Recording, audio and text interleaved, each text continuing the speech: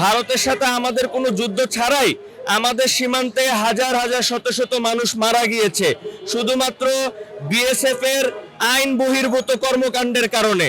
তারা আন্তর্জাতিক সীমানা আইন লঙ্ঘন করে নিজেদের মন গড়া ভাবে সীমান্তে গুলি চালিয়ে মানুষ হত্যা করে।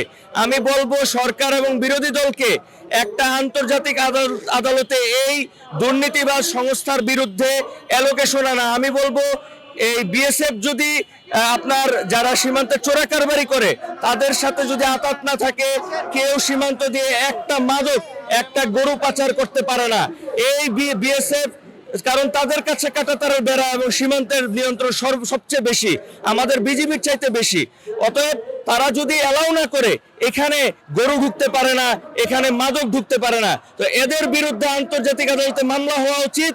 এবং আমি বলবো যে আমাদের সীমান্তে নিয়ন্ত্রণ প্রতিষ্ঠা করে আমাদের বিজেপিকে শক্তিশালী করে আমরা কোনোভাবেই এই চোরা কারবারিকে বরদাস্ত করতে চাই না, আমরা এই গরু চোরাচালানকে বরদাস্ত করতে চাই না। আমাদের দেশে যথেষ্ট সম্পদ আছে, দেশে মানব সম্পদ আছে, দেশে পশু সম্পদ আছে, আমাদের অন্য দেশ থেকে আনার আমি মনে করি না প্রয়োজন আছে।